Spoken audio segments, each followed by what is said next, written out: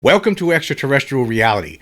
Whether it was by divine providence or just sheer coincidence, I came across an article today that I thought would serve as a perfect follow-up to the previous podcast where I was talking about an alleged UFO document prepared by the scientists Robert Oppenheimer and Albert Einstein back in June of 1947 to try to explain what these UFOs were and what their occupants intended to do. And I thought that this story here today shows that there were these beings apparently were interested in our atomic capabilities before even 1945. Before we start dropping the bombs, they were checking out a nuclear plant that was located in Washington State. There was actually fighters that were sent out to chase after them, but they never could catch up with them.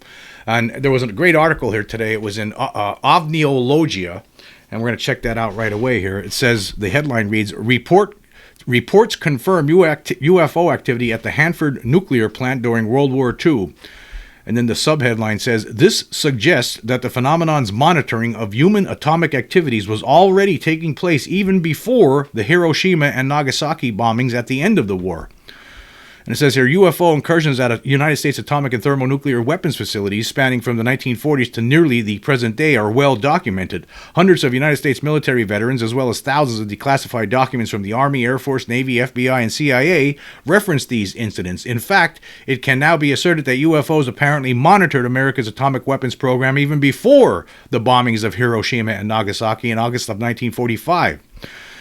And it goes on to say that during the war, Clarence R. Bud Clem was a chief lieutenant in the United States Naval Reserve, serving as an F-6F Hellcat fighter pilot assigned to Air Group 50 aboard the USS Cowpens, or CVL-25. And an email dated April 2nd, 2009, sent to Robert Hastings. He's an American researcher and author best known for his work on the relationship between UFOs and nuclear facilities, who gained recognition with his book, UFOs and Nukes, from 2008, in which he documents dozens of accounts from United States military personnel claiming to have witnessed UFOs hovering over or interfering with nuclear missile bases since the 1940s. Clem provided the following information. This is from the email that Clem had sent to the researcher Hastings. It says, our group was deployed to the Naval Air Station Pasco, Washington for ground support training in March 1945. The Hanford Ordnance Works was just across the Columbia River from Pasco and designated top secret. We experienced an unknown object over the Hanford site in March or April 1945. I did not fly after the object as two members of our squadron did, but I did assist in trying to determine what was going on. I am 84 and I do not know if any other members of our squadron are still alive who could add more information. If you have any information about our experience, I would like to see what the official report stated.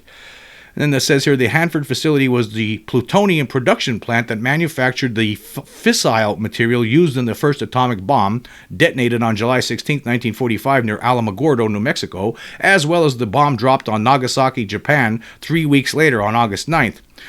So before we go on, I just want to point out that, so in addition to World War II fighter pilots from both sides, right, of the conflict, there was reports of Foo Fighters. People were seeing these weird glowing orbs following their planes. We talked about that before here on the podcast, and I'm sure a lot of you are aware of this without even having seen those previous shows where I did talk about that. But I wonder if what was going on during World War II here. I mean, we didn't have the UFOs, the flying saucers, showing up in force. I mean, that was something that seemed to be periodic over the centuries. Here and there, people would see them. But then, of course, as we talk about all the time, 1947 they show up in force. But before that, particularly during World War II, there were a lot of these Foo Fighter sightings. They called them Foo Fighters, and you wonder if we were being just monitored. We were just alien probes just checking out what we were doing, what this whole world war was about. I would have to imagine that in addition to these craft or whatever they are hovering over atomic facilities like the one in Hanford, I would have to imagine that they were also checking out things like some of the concentration camps like Auschwitz and Dachau, seeing how humans treat other humans, and how we industrialized murder during that period of time.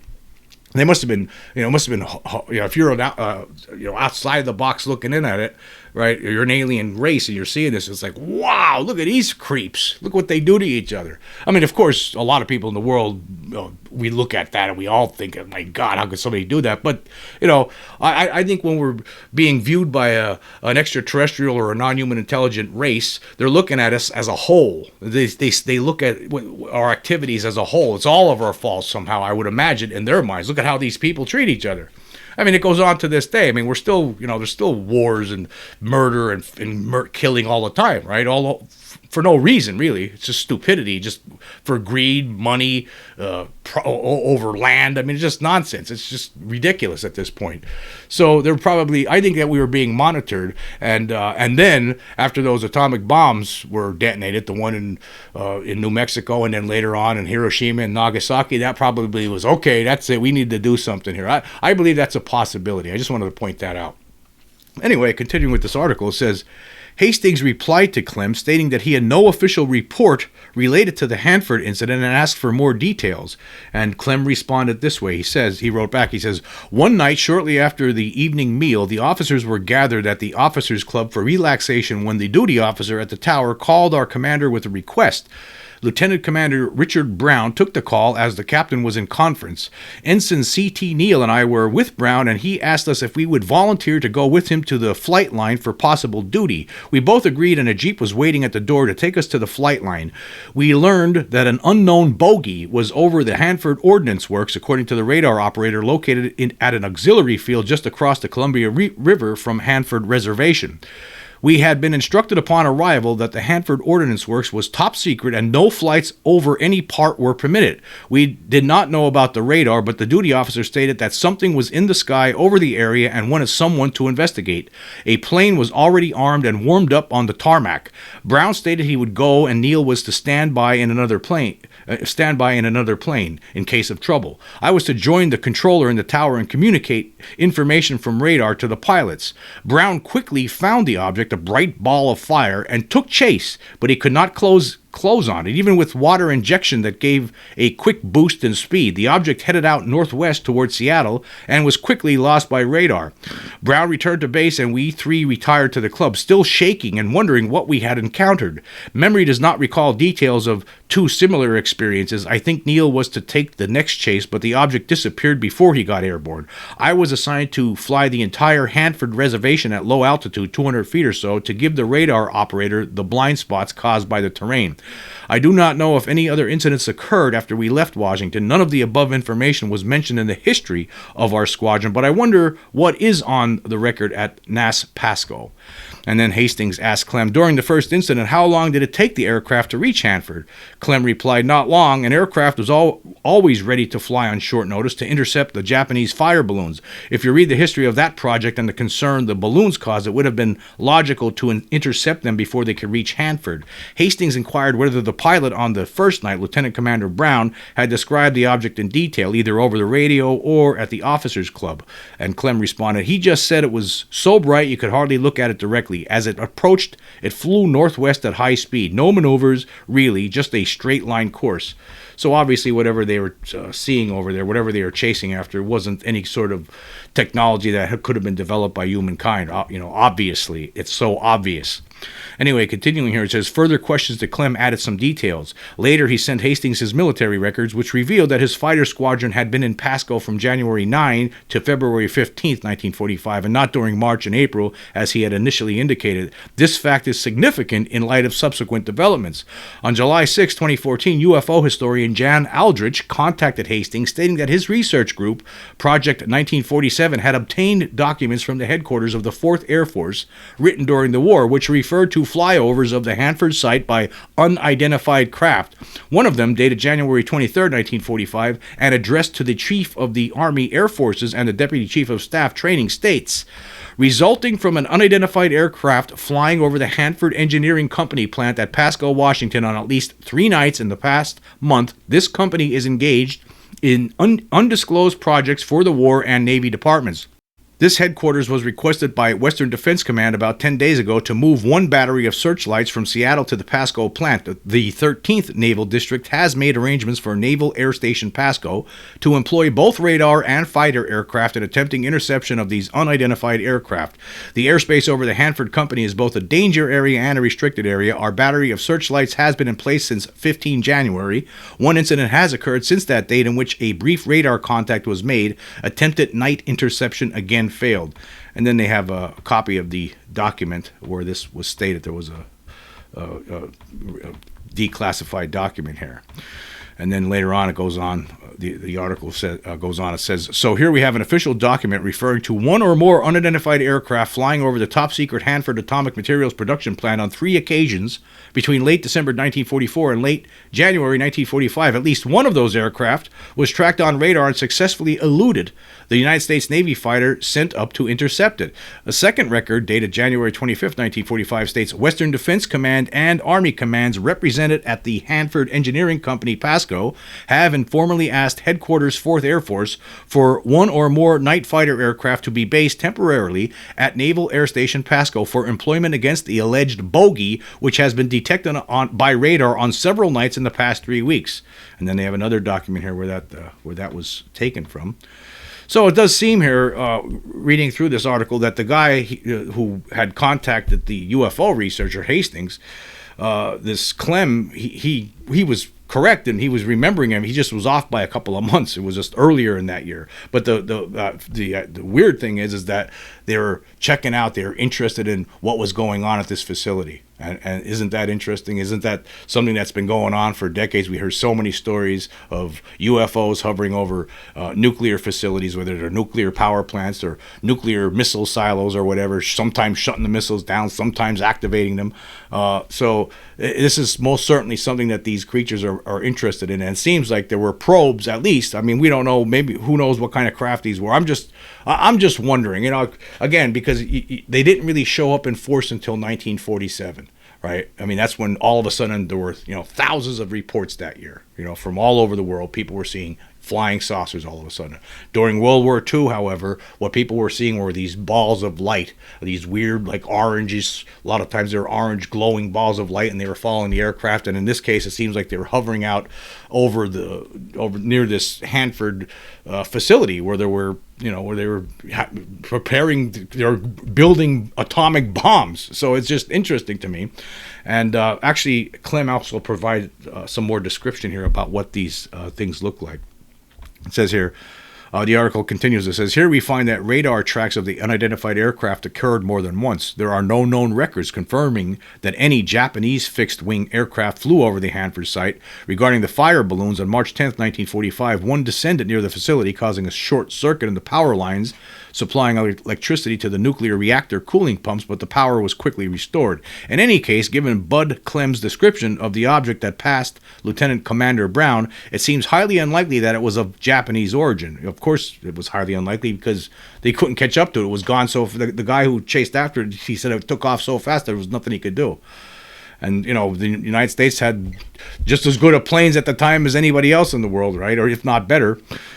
Continuing here, it says, again, Clem told Hastings, Brown just said it was so bright you could hardly look at it directly. As it approached, it flew northwest at high speed. No maneuvers, really, just a straight line course. Considering the available data, it appears that genuine UFOs were indeed operating near the Hanford site in early 1945, just a few months before the Hiroshima and Nagasaki attacks. If that was the case, one might question whether the unknown craft, piloted or remotely controlled, was also monitoring other operations associated with the atomic weapons program. I am certain that they most certainly were. In fact, the article continues. It says, in fact, one might even speculate whether UFOs were present during the atomic attacks themselves. It should be emphasized that no reliable evidence exists to support this possibility. However, military records confirm sightings of Foo Fighters, orb-like objects, by United States Air Force bomber crews on missions over Japan during the early months of 1945, and this is a matter of historical record. So, And there's a little bit more to this article. I will leave a link so you can check it out for yourself. But I think this is a very fascinating story. And it goes to show that, yeah, we were being monitored by these things. I mean, let's not all be stupid about this. Obviously, these beings were we were being monitored by some extraterrestrial or non-human intelligent race. They were concerned about something, obviously. They most certainly are interested in what we were doing with atomic bombs back then. And then all of a sudden, it just seems funny to me that they show up in force in 1947, and one of them just happens to crash very, very near to the only place where the atomic bombs were being kept, which was Roswell Army Airfield in 1947. That just seems really, really, really funny to me. Actually, it really doesn't. It actually makes sense when you really think about it, right? I mean, they were most certainly concerned about what we were doing with atomic bombs, and they were probably, the entire war, we were probably being monitored. And then when they saw how it culminated, how the way it ended was, oh wow, look at them now. I mean, first they industrialized murder over there in Europe, and now look what they're doing. They're dropping these atomic weapons, and they're developing nuclear technology, and they're killing people in one fell swoop with these bombs, atomic bombs. I mean, obviously, it would be alarming. And you have to think, what are some of the reasons? Why would these beings be concerned about our atomic, our nuclear capabilities? And I'm going to go through some of those potential reasons here. One of the reasons would be for planetary and environmental concerns. That could be one of them, right? Nuclear weapons as existential risks. A full-scale nuclear war could render Earth's surface less habitable for millennia. An advanced civilization might see this as tragic ecocide, especially if they value biodiversity. Radiation leakage would be another concern. Even limited nuclear conflict or accidents could contaminate the biosphere. If extraterrestrials study or utilize Earth's ecosystem, they may view our nuclear activities as destructive and dangerous.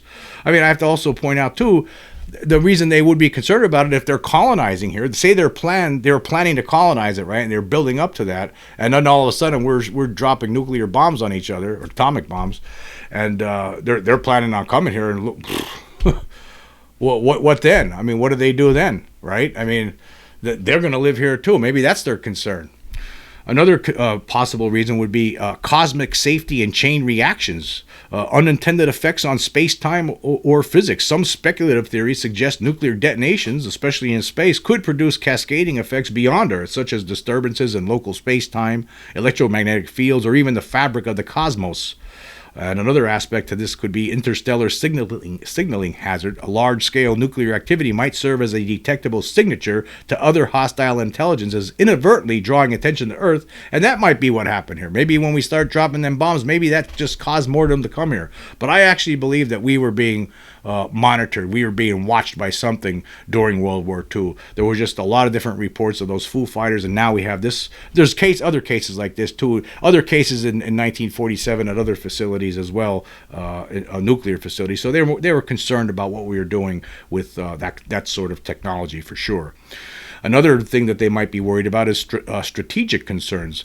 Nuclear weapons as a step towards space weaponization. If humanity can launch nukes, the next step could be weaponizing space itself. Extraterrestrials might intervene to prevent a young civilization from projecting destructive force beyond its planet. A potential threat to them directly. If extraterrestrials maintain bases or probes within the solar system, nuclear weapons could theoretically be used against them. Another thing here would be the historical parallels with Earth. Civilization maturity markers. From our perspective, nuclear capability is a civilizational threshold. ETs might watch carefully to see if we destroy ourselves or evolve past this stage as a test of whether we're ready for contact. Another thing would be interventionist ethics. They may have a policy of intervening when a species gains the ability to annihilate itself, especially if such destruction risks collateral damage to others. Another thing here would be the human-extraterrestrial relations, concern for humanity's survival. They may value us as a unique intelligent species and want to ensure we don't wipe ourselves out. Well, some people believe that. I'm not sure I do. Another thing here would be speculative exotic reasons. Energy harvesting. Some theorists suggest ETs may have an interest in nuclear technology for their own purposes as an energy source or research subject. Certain ideas propose that high-yield nuclear explosions could destabilize dimensional barriers or interfere with technologies they use, making them directly dangerous beyond Earth. So there could be a whole bunch of reasons why they're interested in our nuclear capabilities.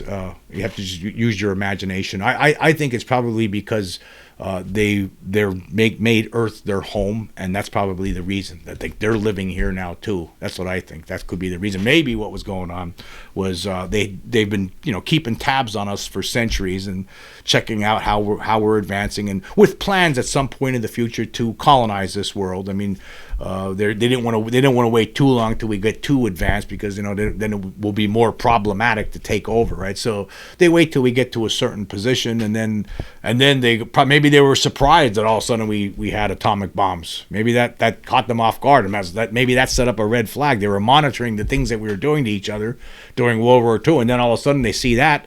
And then they're like, whoa. And then they decide, you know what, we need to start taking over right now. And maybe that's what's been going on all this time. And then they showed up in force in 1947. And then from there, they started their abduction and hybridization program. And it's just been, now they have hybrids living among us. Who knows? You have to use your imagination. The thing is, we know that there is something here. There's no question about it. We see the evidence now. It's just the problem is all we could do is wonder, right? We have all these wild ideas about what the reasoning might be, because our governments of the world, still fail to tell us what they know. If we were to find out what they know, then we wouldn't be speculating as wildly as we do, I'm sure. Anyway, moving on, I want to get caught up on the recent Spotify polls. Okay, we're going to start with the episode Virginia Aliens Were Dying Greys, Not a New Species, New Theory Suggests. I asked this question: were the aliens observed in Virginia, Brazil in 1996 by numerous witnesses simply dying greys, or were they a different species? Okay, 23 votes so far with 22 days left. Okay, we got 10 people, or 43.5%, saying a different species, while 13 people, or 56.5%, say they were dying greys. Now, I received a lot of different comments from people, several comments actually, from people saying that because these beings that were seen in Virginia had these crown of bumps on their head, that they must be something different than greys. One of my ideas is maybe it was an injury. Maybe they had bumps on their head from the crash. It was only, I don't know if both of these creatures had bumps on their head or if only one did, but the reports from some of the witnesses was that there were like a crown of bumps on the front of their head, right above their forehead there. So what was that? Is that what they look like naturally, or was those bumps caused by an accident? I don't know. I still think that they could be dying greys. Even though we can't really prove this one way or the other, I'm sure people in the United States government as well as the Brazilian government, they have the answer, but they won't share it with you because they think you're stupid. They have the answer. So I'm gonna go with dying greys, but I'm sure that could be wrong. Who knows? Okay, moving on to the next episode. For the episode, Alien Abductions Hybrid Issue Should Not Be Taboo / Spectacular UFO Footage Captured by Maryland Man, I asked this question: do you believe alien hybrids are living among us? 36 votes so far with 23 days left. Okay, 7 people, or 19.4%, say no, while 29 people, or 80.6%, say yes. I agree with the majority. I think the research shows that there's hybrids, or what David M. Jacobs refers to as hybrids and hybrids, living among us. Hybrids are basically you would not be able to distinguish them from, they look just like human beings. I mean, they're like the final result, the result that these beings were striving for since they got here, since they started doing this program. And I do think that they are living among us. People like David M. Jacobs he's done the research. I didn't. He's the one who talked to well over 1,000 different people who were abducted by aliens, hypnotized a lot of these people, and he came to these conclusions. I'll have to go with what he says. So I say yes, they are living among us, unfortunately. And what they're up to, God only knows. I guess we'll find out at some point when the, quote, change comes, end quote. Okay, moving on. For the episode, Leaked Oppenheimer / Einstein UFO Document Suggests the Gaslighting Started Before Roswell. I asked this question: this wasn't even 24 hours ago. So there's only 13 votes so far. So there's 26 days left. I will revisit this one in an upcoming show later on. But so far, let's see what it says here. Let's see what the results are. The question is: do you believe the leaked Oppenheimer-Einstein document is legitimate? 13 votes so far with 26 days left. 4 people, or 30.8%, say no, while the majority, 9 people, or 69.2%, say yes. I think they're legitimate. Yeah. Like I assigned a grade. I assigned a probability of 80% that it's going to be real to it, because you can't prove this 100%, right? You can't say. I mean, there's always that possibility that somebody decided to make a fake document like this. I just can't see it. Actually, I think the 80% is being conservative. It's probably higher than that. I think it actually is. I think it is legitimate, but I can't say 100% or 95%. I'm going to go 80% on it, but I do actually believe in my heart that document is real. I don't know who in the world would make something like that up, or why they would make it up the way they did. I mean, why have all these typos? Why do all those things? To me, the thing, like I pointed out yesterday, it just screams of legitimacy to me. I just believe that has to be real. And it actually makes sense. There is no question whatsoever that Oppenheimer and Einstein would have certainly been contacted. There is absolutely no doubt. There should be no doubt in anybody's mind that they would have most certainly been contacted by officials within the United States government who wanted answers with regard to what was going on with these UFOs. And as we know, in that document, it states that the de facto idea in the military's mind was that these things were from outer space. They already thought that even before the crash in Roswell, which I find fascinating. But yeah, I think most certainly that the document is real. Of course, I can't say that with 100% confidence, so I'm only going to go with about 80%. And I still think that that's being conservative. Anyway, I just want to say this. I want to say thank you all for joining me today. Until next time.